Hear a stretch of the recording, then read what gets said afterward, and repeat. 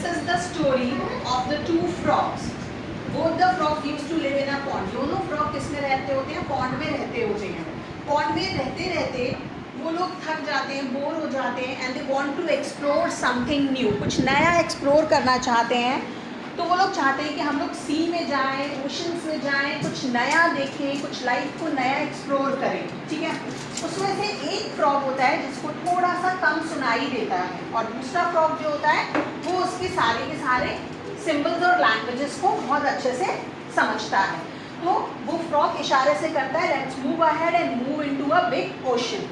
Frog समझ जाता है और वो लोग उस पॉन्ड से बाहर निकलते हैं और ओशन के लिए चल पड़ते हैं. जाते जाते उन्हें रास्ते में दिखाई देता है कि एक वेल है ना. वो वेल के पास जाते हैं और कुछ जोर से बोलते हैं. जैसे ही बोलते हैं तो उनकी अपनी साउंड इको होकर वापस आती है. उन्हें बड़ा अच्छा लगता है ये साउंड देखकर. फिर वो दोनों के दोनों फ्रॉग उस वेल के अंदर जंप कर जाते हैं. जब वो जंप कर जाते हैं तो बहुत देर तक उस पानी में मस्ती करते हैं, फन करते हैं. अब उनको लगता है कि मुझे वेल से बाहर निकलना चाहिए.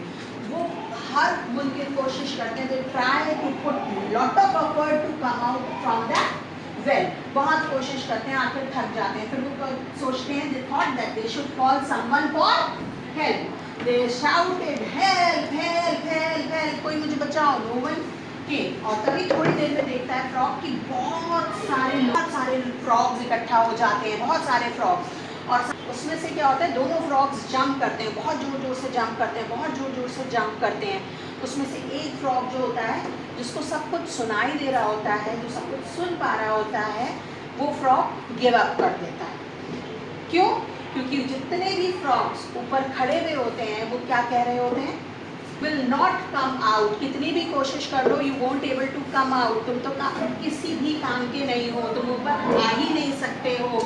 कितना भी कर लो तुम लोग यहीं पर रह जाओगे, यहाँ से निकल ही नहीं पाओगे. जो फ्रॉग ये सुन रहा होता है उसे सारे के सारे नेगेटिव वर्ड्स सुनाई दे रहे होते हैं, और वो नेगेटिव वर्ड्स को सुनकर गिव अप कर देता है.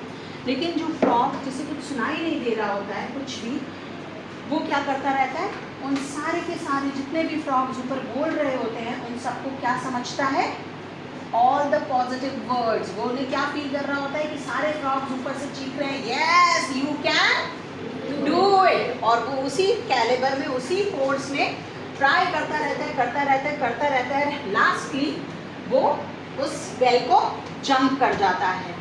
तो सब लोग बाहर, जितने भी फ्रॉग्स होते हैं वो बाहर उससे पूछते हैं कि अरे तुमने इतना डिफ़िकल्ट इम्पॉसिबल टास्क कैसे किया. वो बोलता है कि मेरे पास इतने सारे लोग थे जो मुझे बार बार चीयर अप कर रहे थे, कह रहे थे yes you can do it, you can do it, and I did it.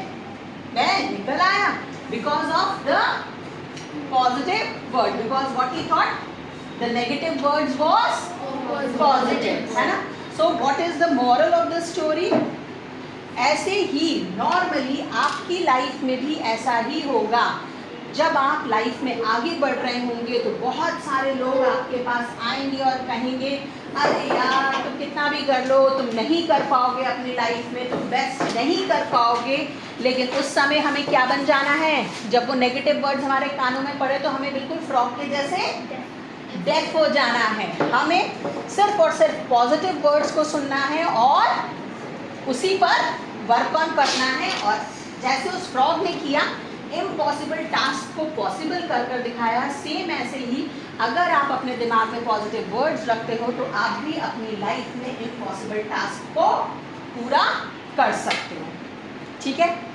This moral किस किस की लाइफ में इम्पॉर्टेंट रोल प्ले करेगा, कौन ऐसा है जो करता है कि कोशिश करना है, गिव अप नहीं करना है. कौन कौन है ऐसा जो गिव अप नहीं करता है? एवरीवन, हर एक जना ऐसे ही करता है. जो भी कर रहा है इट्स गुड, और जो